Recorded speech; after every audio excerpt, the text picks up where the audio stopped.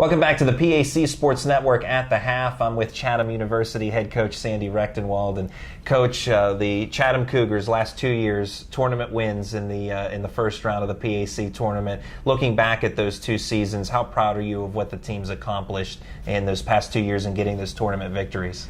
I'm very proud of those kids, and the juniors who are our best group together. They were freshmen when we won that first playoff game, and now that's what they've come to expect from themselves and their teammates. So on top of being really proud of their hard work to get to that point, they have now taken on, I guess, and they stress the importance of making it back to the playoffs, and they're ready to win a second game instead of just the first game. But we came a long way between 3 years ago and 2 years ago. So we hope to keep moving forward.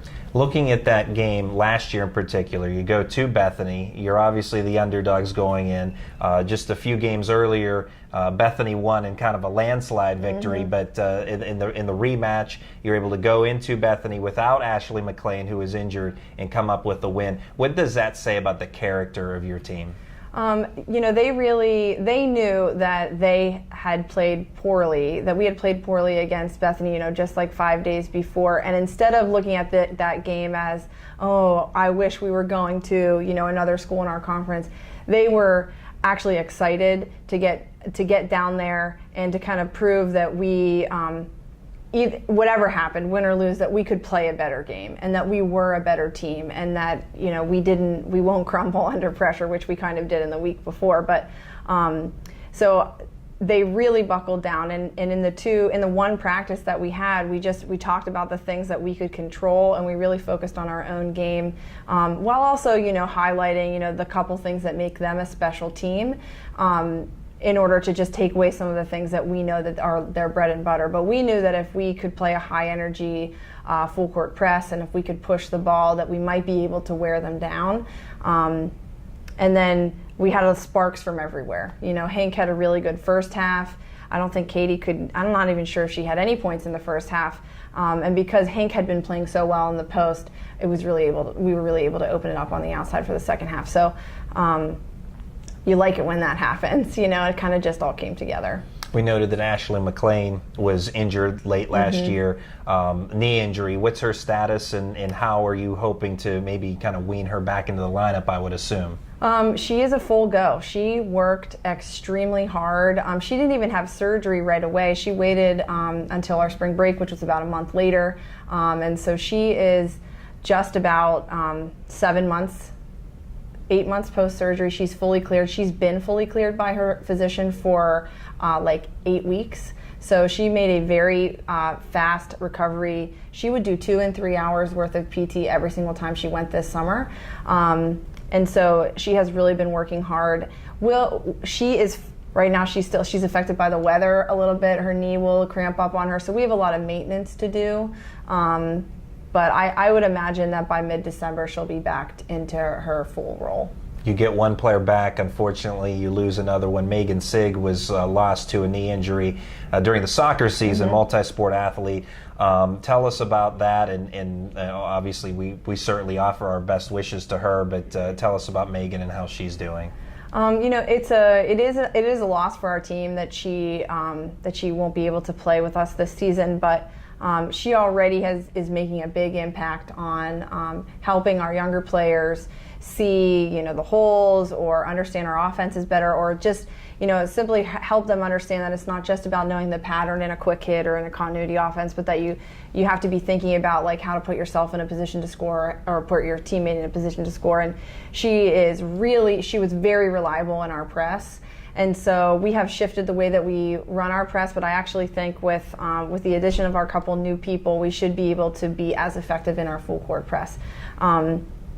It's as much about the relationship that Megan and Katie have that we'll miss too, because it's pretty unusual that you have sisters on a team, but they absolutely know where each other is going to be at all times. And so there'll be times that we'll say, oh, it's too bad. If we had this different combination, maybe things would go differently. But we're confident that we can still be extremely competitive on our conference, and no doubt it shifts the way that we play a little bit, but we think that we can spread out the scoring a little bit more and still be just as successful. And junior Katie Sig, Megan's younger sister, of course, had a breakout campaign last year, led the team in scoring. What led to her breakout season? What are your expectations of her this year? You know, she really, we talked a lot at the end of her first year about varying the way that she scores and she scored at the rim a lot as a freshman, because even though she had a very good high school career, she was from a small high school, and so not everybody knew all the things that she could do. And so she was able to cross over her defenders pretty frequently. And we talked a lot about how that just wasn't going to be the case her sophomore year. So she added a one dribble jumper. She worked on it all summer. She worked on a 10-foot jumper. She worked on her three. And so because she's unpredictable on offense, she was still able to get to the rim, but also she could take those mid-range shots as well. So, and if she hit a three, it was kind of like, all right, great. But that's not something that we generally expect from her.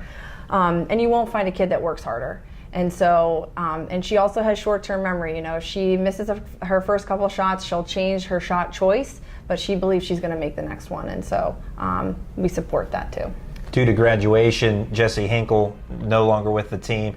Terrific post player for you the last couple of years. How do you hope to replace her production this season?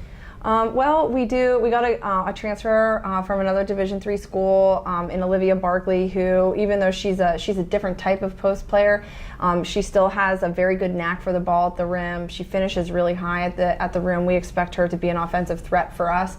And then we do have a freshman from Baltimore, Maryland, who is very similar to Hank, and so we're really pleased that she's with us, and when she gets rolling in this season, we fully expect her to pull down those rebounds.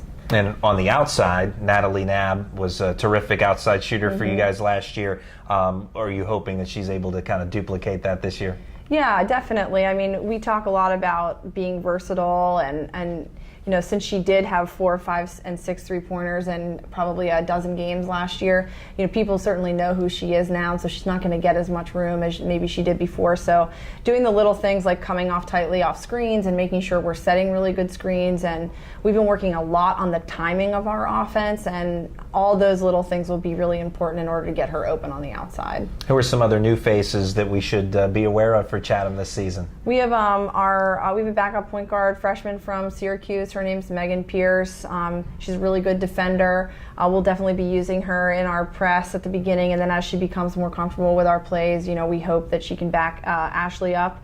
And Brittany and Olivia as well will be contributors basically from the beginning. And we do have some other new faces that are transfers in Jordan Anarumo and Jalen Young, who we certainly expect that once they get a little bit more comfortable with the way that we play, that we'll get them into the rotation as well.